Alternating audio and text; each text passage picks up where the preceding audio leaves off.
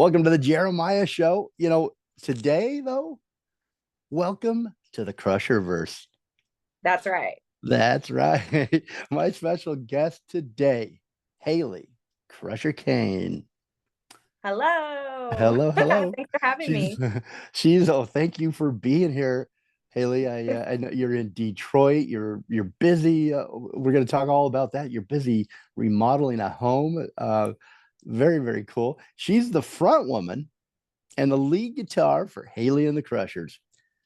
Guitar Hayley Cain and bassist Dr. Cain Esquire.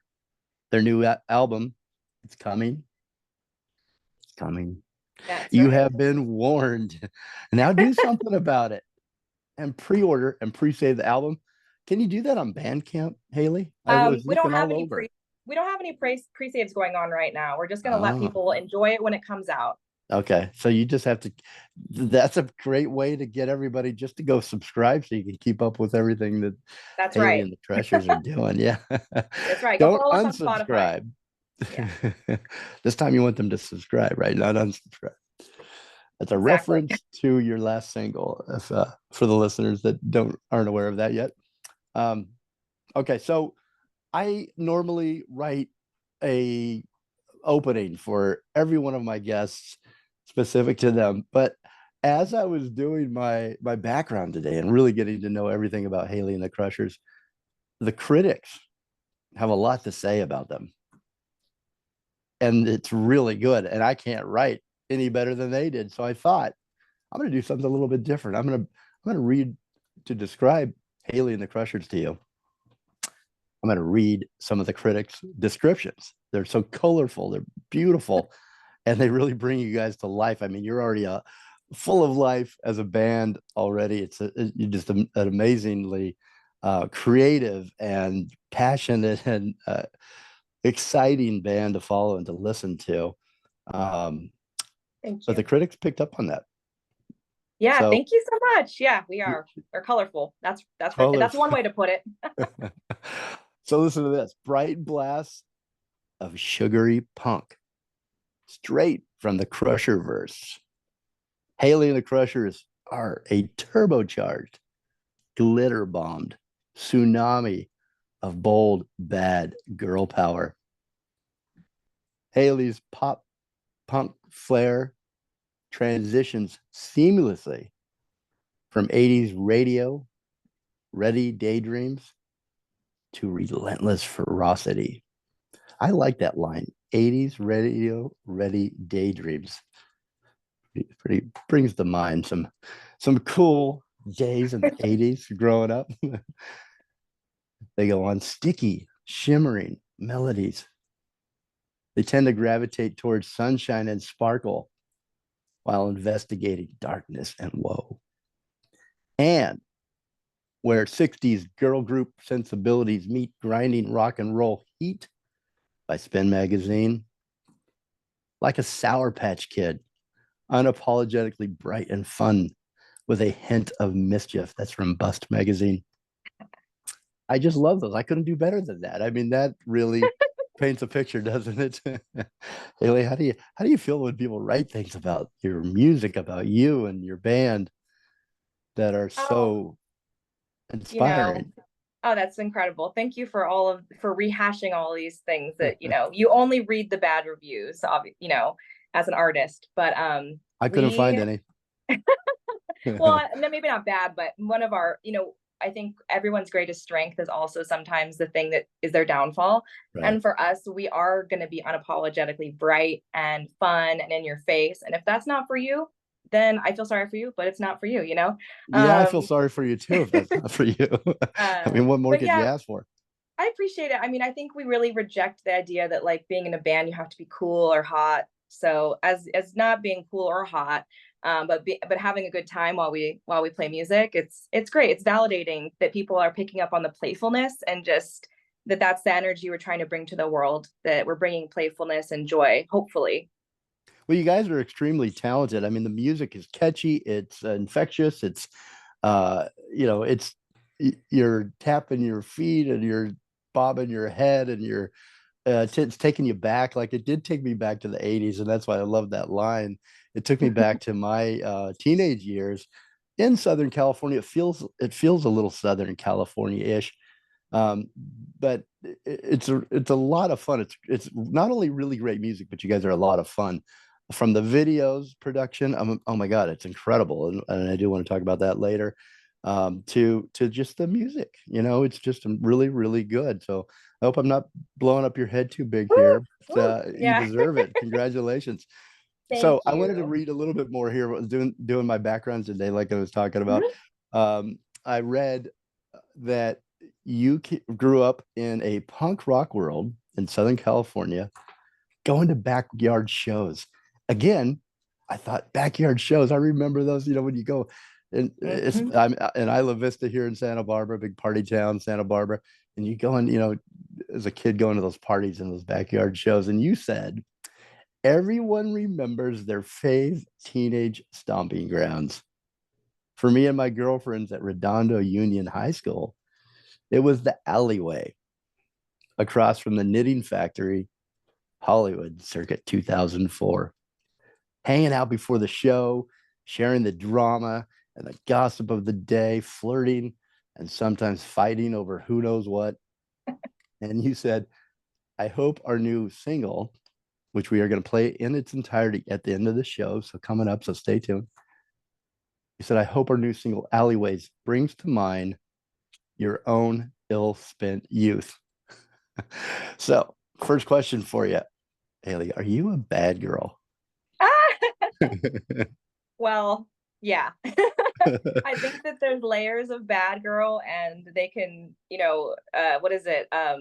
Good girls seldom make history. Not sure what the quote is. And you can say there's levels of it, but in the time that we're talking about when the song Alleyways is inspired by, teenage years sneaking out of my window, going to school, but then, signing myself out and signing my mom's signature so that my girlfriends and I could go play in our little teenage punk rock band, or like, go to Hollywood and play like we wanted to be like from 1977 or from the 80s, but we were all early, we're all millennials. Mhm. But yeah, I mean, I am a bad girl. I'm a bad girl. If that means I like And you haven't to, outgrown it, you know, I or was why raised should by, you? I was raised by a mom who's very feminist, and I equate, being a bad girl can go in so many different directions, but my days of dealing with the police and truancy, that's all over. So all my bad girl behavior now is basically just causing a ruckus in the best possible way. But Yeah, you on can take that as stage, you will. behind the scenes. Yeah, I like it. Well, and don't ever grow up. There's nothing wrong with being a bad Yeah. girl. I like that. I was next thing I wondered about, because I think this all, if you could tell me, Mhm. you know, what these things mean, I think it will paint a picture of, give me a Sure. better idea of who you are. But what exactly are poolside glitter punks? I love it. See, that's the reaction we want.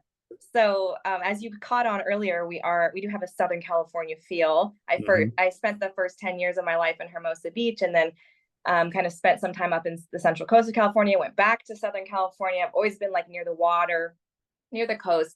So we really felt like the pool side was like the summer, like the summer California vibes. But we wanted it to be like, okay, what's the cool stuff you would find at the bottom of a pool after like a raging party? And you would probably find like some bubble gum and like maybe some lipstick and maybe some glitter, somebody's, cool band pins, maybe a bicycle. Who knows what's down there? But the idea is like, we are that stuff you might scrape off the bottom of the pool. We're definitely shimmery and sunny and Uh, California, but it's like we're kind of like what the cat dragged in some instances. So that's kind of the vibe. I like it.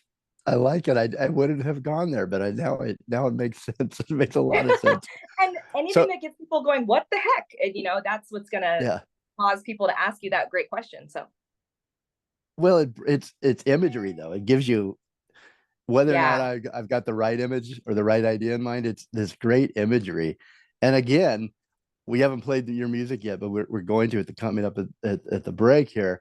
And so for listeners that haven't heard you yet, the band, it's all going to start to make sense. All of this will start to it complements each other. So it brings not only your music is full of imagery, and it's full and fun and so good, like I said, but getting to know who you are in the band, I think that's it expands. It becomes 3D. It becomes larger than life. Um, so I love this about the going to the bands and the backyards. Weren't those fun times? I mean, aren't Oh those the my God. best times? The best part about those times is that all the gear was borrowed, all the PA was crappy. We didn't have any right to be having as much fun as we were, and to feel like we were the biggest rock stars in the world. I don't think I'll ever feel as excited or rock and roll like than at like an old warehouse show or at like a Yeah. backyard party. And I think that's like the stuff you can't really ever go back to. So were um you the band on, or were you go? Did you go to see bands or both? Oh, well, both. So my girlfriends and I had a band called Ballroom Burlesque, and don't try to look it up because the one cassette tape that we had is destroyed. But it was my girlfriends that were down to Union High School, and we would go to backyard shows and we would play backyard shows. And we were short-lived, but as all those bands were. I mean, I have these flyers of those days back in the day, and it's like really precious to me Yeah. to look at those flyers and look at the bands that are on them, and wonder where all those people are now.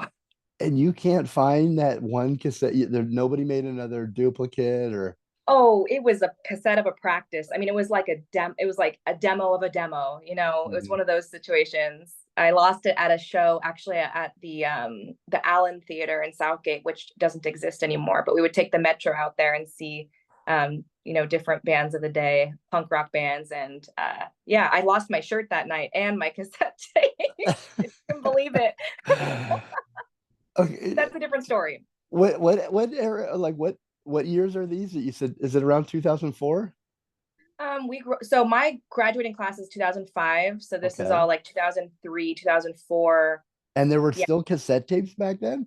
Well, I we thought were, cassette yeah. tapes were like the 80s, Well, or this because was I a had them. cassette that we had recorded of our band practice. Okay. Because back then, I mean, yeah, there was definitely recording tools for your computer, but a lot of people still had like those cassette recorders, Uh-huh. you know?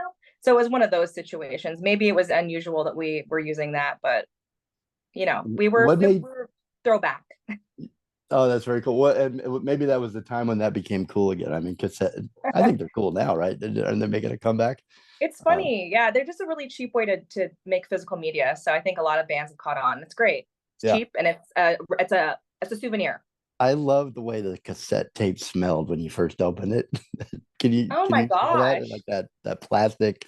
It was so, for those that don't know, Yeah. have cassettes or have the pleasure. It's got a cool smell. Yeah, or the Like a squeak. For me, it's like the squeak of yeah, the when you open the thing, and or like yes. when you get a CD and it's like that material, that plastic that you're kind of Trying to get off. clawing off like a raccoon. Yeah. Yeah, I just always took my key and just then I ruined the cover. But yeah, Yeah. for those CDs. Uh, Tower So Records, Amoeba Music. My oh gosh, there were man, so many good. we I could know. reminisce. I know. Yeah, that stuff. I miss some of that stuff, and it's nice to see vinyl coming back, and maybe these others will come back as well for the cool kids. So, what made you decide to start playing uh, in backyards or form a band with your girlfriends? I mean, like, what age were you?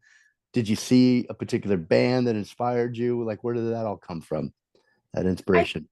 I think you're born a ham. Once a Mhm. ham, always a ham. And I grew up listening to oldies radio and dancing around, like playing with my hairbrush, like I'm playing guitar, or singing into my microphone, which was like a broomstick or something. So I'm kind of one of those hams that the minute that I realized like, oh, I could take guitar lessons, I did. So that was like 9, 10 years old, and I've always been a writer. So that's what I do for a living, and it's the thing I'm the most naturally drawn to. I was never a singer, but I did like performing and I liked writing. So to write songs and to put those words to music, like to Mhm. amplify those words, was like, oh, such a magical experience. And then you add the electric guitar on that, and I was a prepubescent girl playing an electric guitar I think every like 12-year-old girl should have an electric guitar, because that was like such an empowering experience, and to feel like my words could just be like amplified to this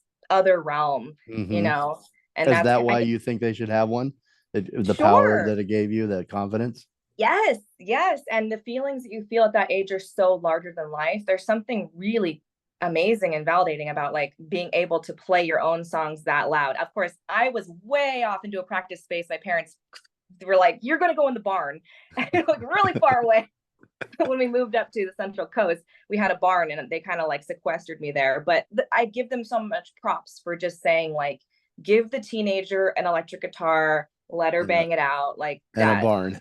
Yeah. So, I mean, I think that kind of explains it. I mean, I think I was always going to go into something that was in the arts, but I Hmm. mean, who wants to just write when you can like sing and dance and go on stage and wear cool outfits and make music videos?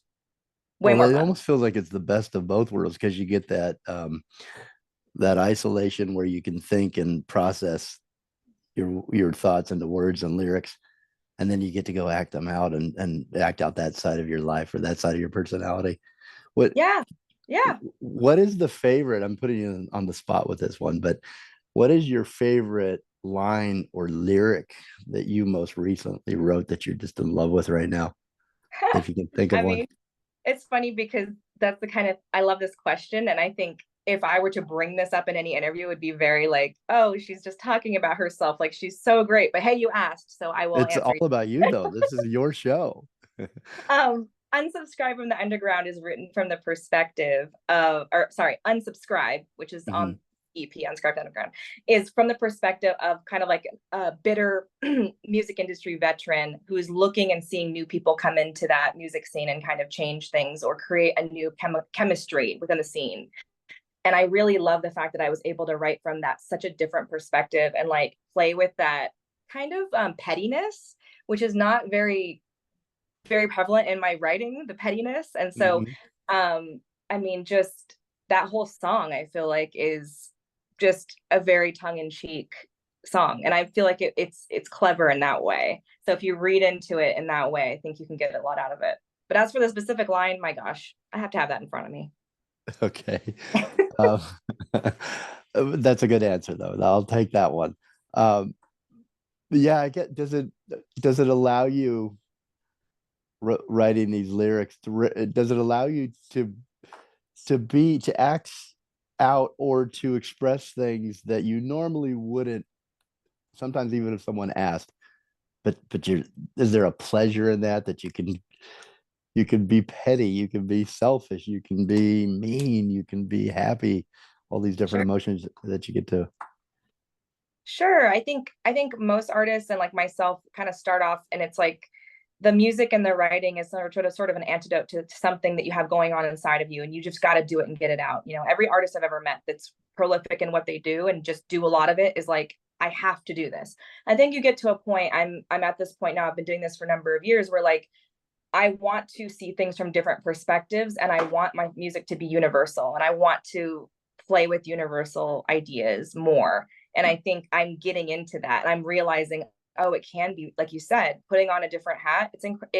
It's just really freeing and you just start channeling stuff that you don't even know is inside of you sometimes. And that's really interesting because I didn't know that I had this anger inside of me until I started writing the song. And so it can be like just very, very, very, I don't know, insightful, not just to like get to know yourself, but like us humans and what us humans deal with and what us humans have to go through.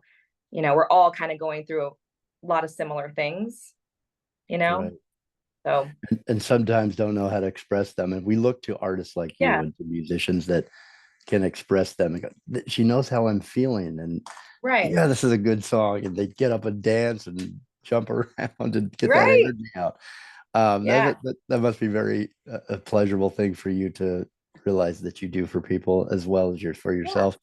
Is there a song that your audience has really is really drawn to, one of those songs that is almost an anthem song for you and your band, or have you had that yet? Do you have them people coming up to you and saying, I relate to this song a lot, or I related to That's such a beautiful question. And this is what we all do it for, right? Is like that one person that comes up to you and says, this song spoke to me in this way.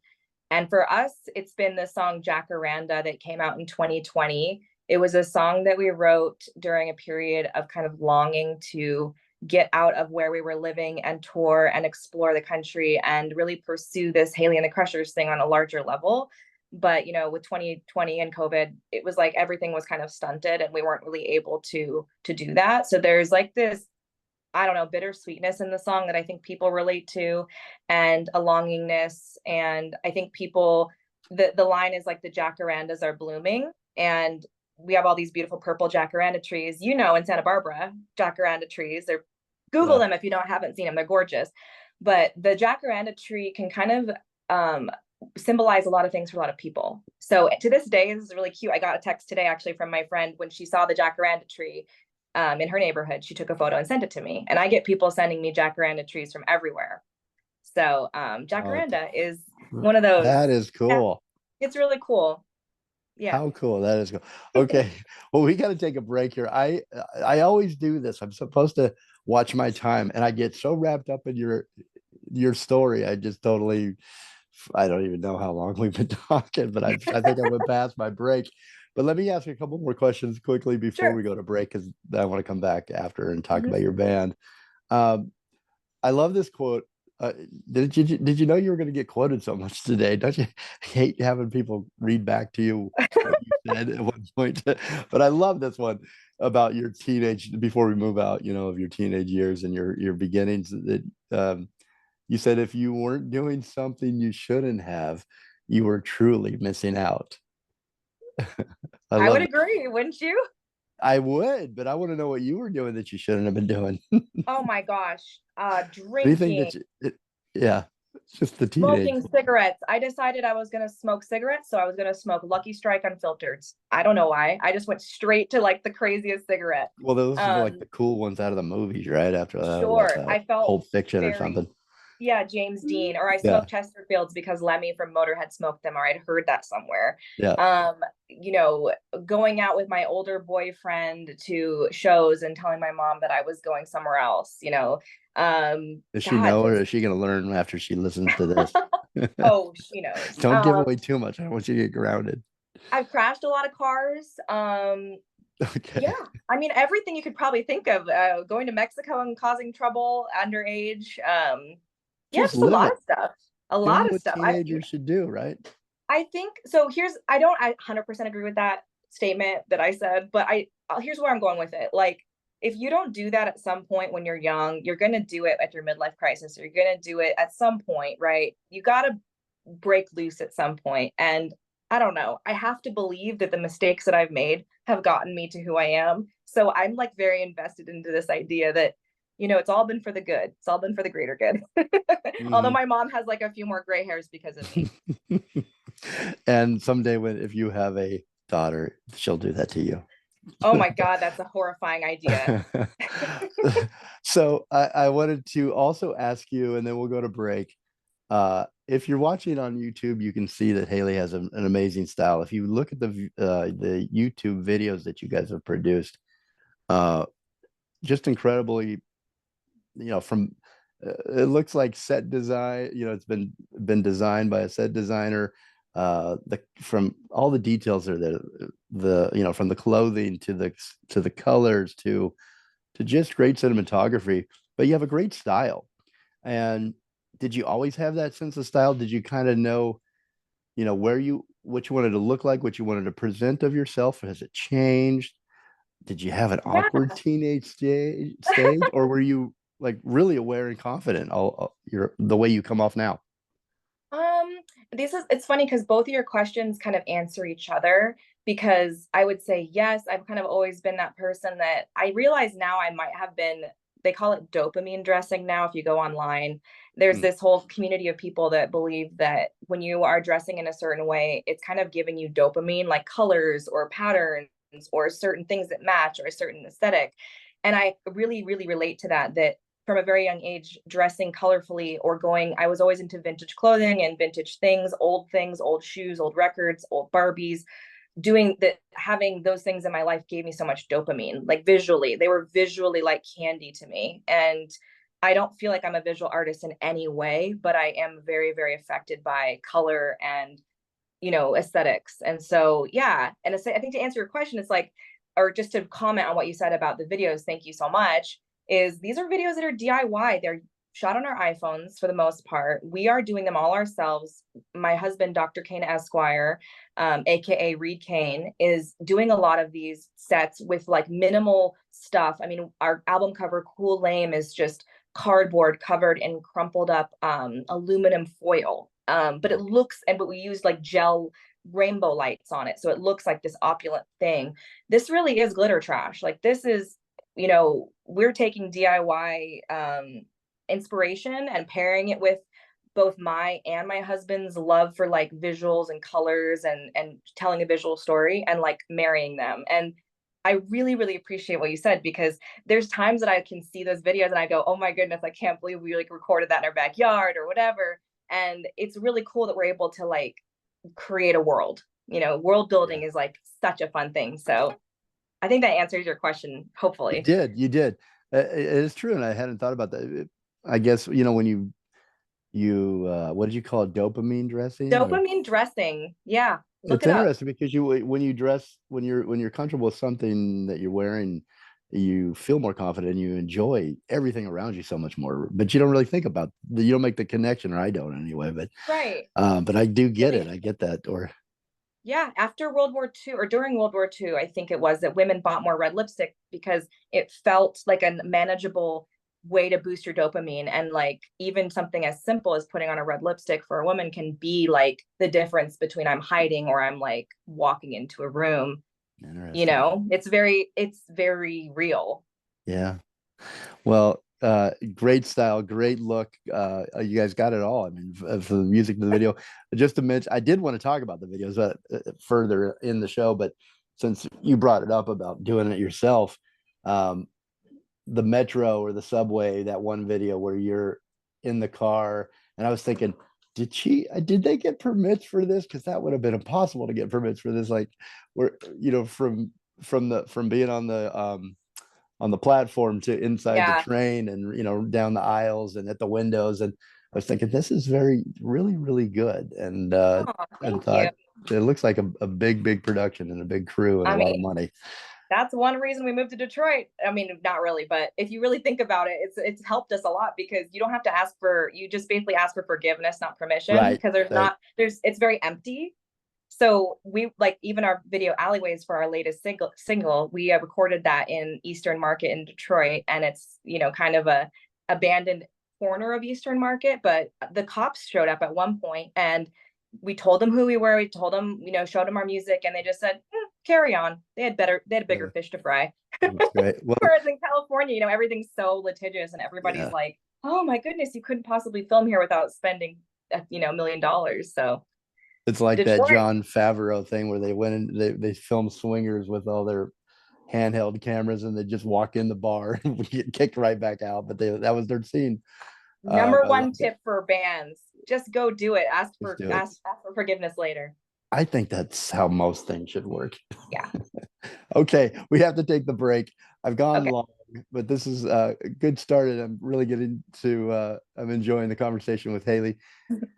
Hayley and the Crushers. Hayley, we're going out with your previous the single that you released prior to this new release that we are going to premiere on the at the end of the show here. And that song is Alleyways. That's your new single. Now that Yes. I've confused everybody, the Unsubscribe was the one right before that, right? Yes. Anything you want to tell us about this? Unsubscribe. Yes, before we go Yeah. to I mean, break, set it up. I, I think everybody is inundated with so many requests and emails, and even like the place you buy your socks from is going to be sending you tweets till you die, basically. So this song on its face, Unsubscribe, we all want to do that. And if you read deeper into it, maybe unsubscribing from some other things in life. So read into it as you will. Enjoy. Yeah, that's the best song. Interpret as you will. Okay, so let me tell you about Hayley and the Crushers. You can go to Hayley, Hayley, the THE Crushers. I think you can spell Crushers. Hayley Crusher Cain, front woman, guitarist. She's my special guest today. Dr. Cain, Esquire, bass player and band member, and your husband as well. Um, Hayley and the Crushers. You can find out everything. Great website, lot to look at there. They're from California to Detroit. They're Poolside glitter punks. It's bad girl fun. You're going to enjoy this new EP coming up. It's called Unsubscribe from the Underground. It's available on all platforms via Kitten Robot Records on September 10th, 2024. All right, that sounds like a long ways away, right? Can't pre-order it. You know why? Because we want you to live in the now. We want you to subscribe to Hayley and the Crushers. Don't unsubscribe. Just stay subscribed to this one. I promise you, you will enjoy all the music. And every time they drop a new single, you'll be alerted. So go to Hayley and the Crushers. And here is Unsubscribe. But don't unsubscribe. Go subscribe. We'll be right back after this quick break. I'm with Hayley and the Crushers.